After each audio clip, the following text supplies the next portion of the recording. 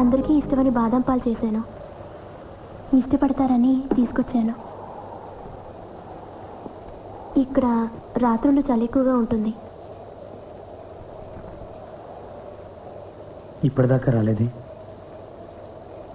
రావేమో అనుకున్నాను. పడుకోకుండా మాట్లాడుకుంటున్నారు, అందుకే రావడానికి లేట్ అయింది. అంటే నువ్వు ఇక్కడికి రావడం ఎవరికి తెలీదా? బుజ్జికి తెలుసు,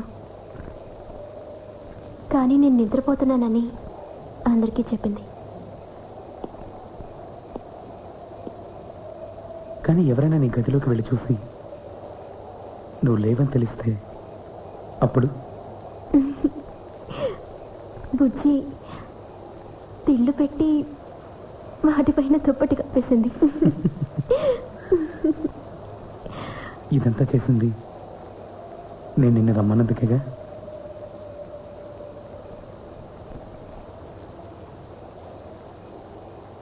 నేనే రావాలనుకున్నాను.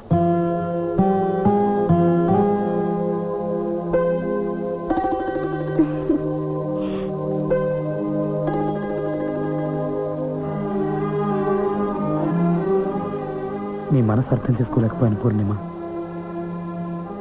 నువ్వు ఆ నెక్లెస్ వేసుకుని రావడం నేను ఇప్పటి వరకు గమనించనే లేదు.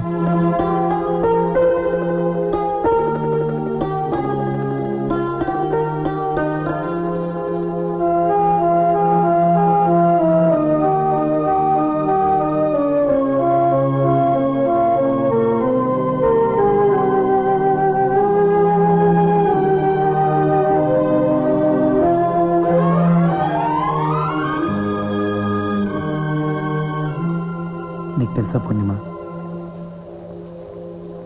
ఇక్కడికి వచ్చినప్పటి నుంచి ప్రతిరోజు నన్ను మేడ మీదకి పిలుద్దామని అనుకుంటూనే ఉన్నాను.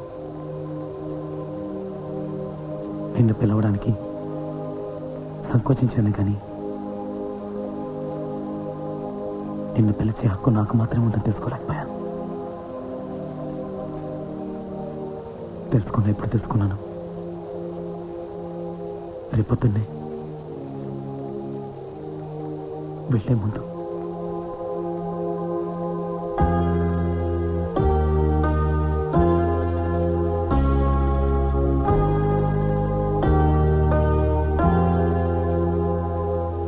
పూర్ణిమ, జీవితంలో అందరూ కోరికల వెంట పరిగెడుతూ ఉంటారు,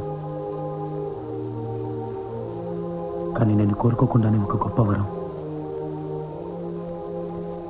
నీ రూపంలో నాకు నిశ్చితార్థం రోజు దొరికింది.